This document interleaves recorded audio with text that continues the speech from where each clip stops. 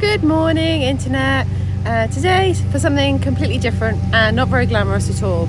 I'm going to whippersnip this grass which is behind me. It's been growing at a rate of knots. So yeah, I'm going to get into that and I'll show you before and afterwards, just to show you how far I get. Let me show you a bit more detail. Hang on. As you can see, the bank here is pretty short behind the shed, but then it gets pretty long behind. And I got to go to the tree line. So yeah, this grass is pretty tall all the way down to the dam. Actually, I'm not sure if you can see, but basically it's as tall as me almost, up to my ear. So yeah, this is going to be fun. Before I get into it, let me show you what I'm wearing. So I've got a hat because it's sunny, my glasses to keep any debris flying, at my eyes, ear protection, long t-shirt,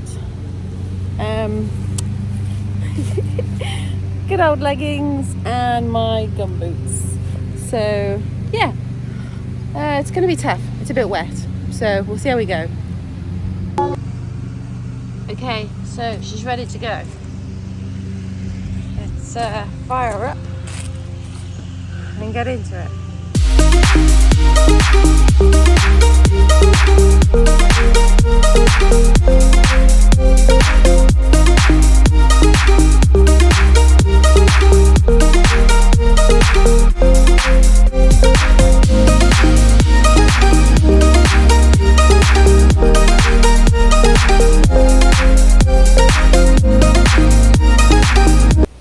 Something I'd like to know, maybe you guys can enlighten me, is for long grass like this, which is best, a whippersnipper or a brush cutter?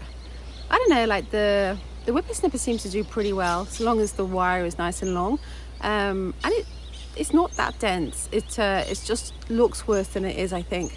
So, but yeah, I'd love to know what you think. So please add some comments at the bottom, and maybe you can help me out. That'd be awesome. Thanks.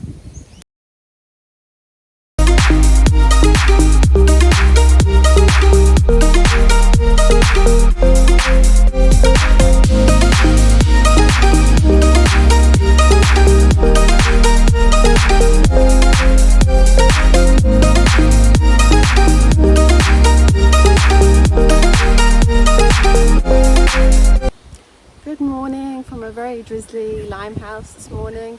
I just wanted to show you how I finished up yesterday.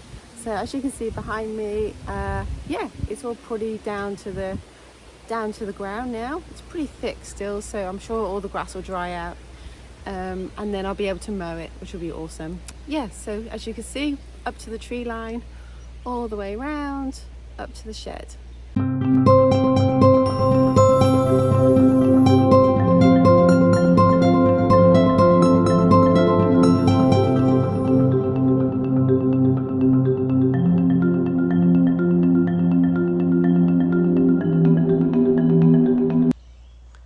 So when I was whippersnipping, strimming, I discovered these holes. There seems to be quite a lot of them in this thick grass, and I found some by the veggie patch too, so I'm not quite sure what's making them. It could be a bandicoot. Here's another one of those holes. It looks quite kind of cone shaped, like some snozzle, some nose has been digging in there. I'd love to get a camera and come and film at night and see which creatures are scurrying around here. Here's a little update on the veggie patch.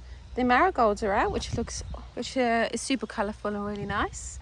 The cauliflower was being eaten by something, and I yesterday finally found the culprit. It was a little black slug, so I've got rid of him, and hopefully they will carry on growing now without being eaten. So that's how they're doing. There we go, you can see some holes there, look. It's actually been very rainy and not very sunny recently, so I don't think they've actually grown very much. But these things take time.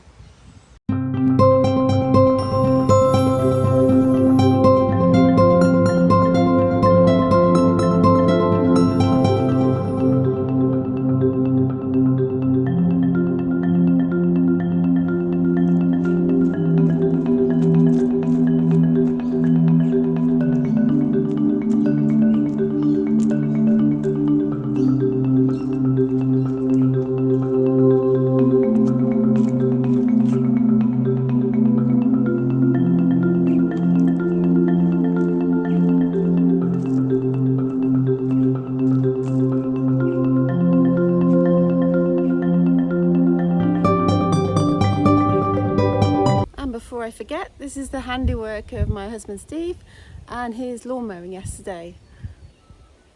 Looking pretty nice and tidy.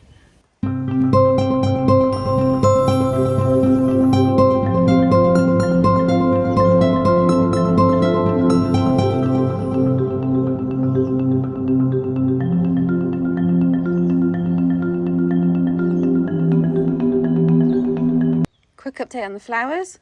The bougainvillea is going so well that I've had to put an oar in for something for it to grow up, which looks pretty cool. And also I've just noticed we have some flowers on the pumpkin. Woohoo! I think actually I'll put those in the ground. Tomatoes, I think doubles in height again.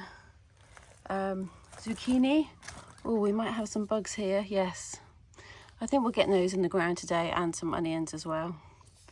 But everything is still surviving. Yes, we've got some mites or something on there, so I'll have to treat that. Anyway, very pleased with my bougainvillea growing up the oar. Okay, quiz time. How do you know when it's okay to pick an avocado, when it's ripe? Well, we were told it's when the stem goes brown, just above the avocado. But we've got a lot of avocados on our trees right now, and the stems are not going brown. So I just double checked, and you can always pick them, also pick them when the green, like the actual skin, loses some of its shine and it goes a bit duller. So I think we've got quite a few like that. So I'm gonna go around now and see what I can pick.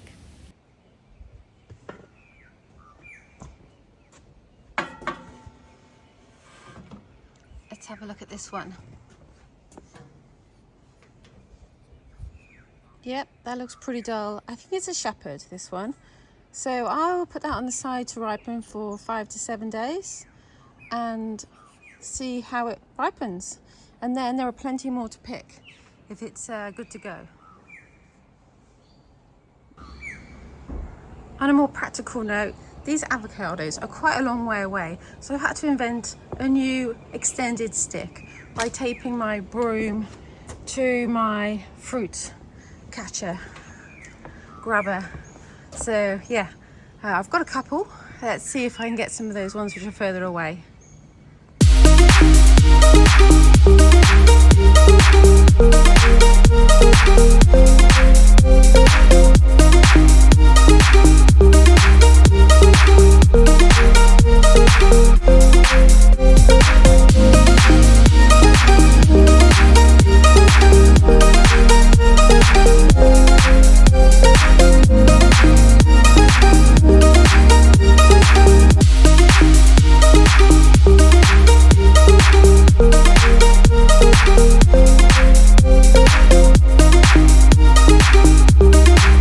This one is a Hass avocado.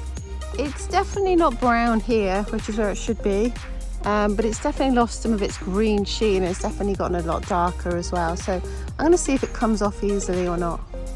Ah, yes it did.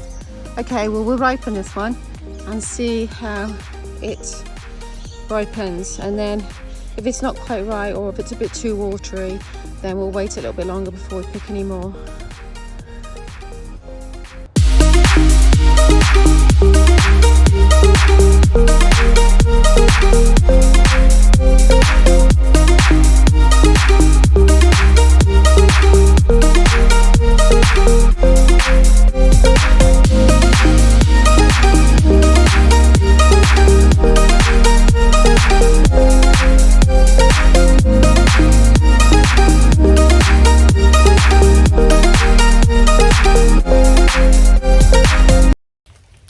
Good morning internet.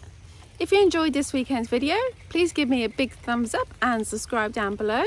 Yeah, this weekend's video was mostly about whippersnipping behind the garage, putting some seedlings in the ground and picking avocados.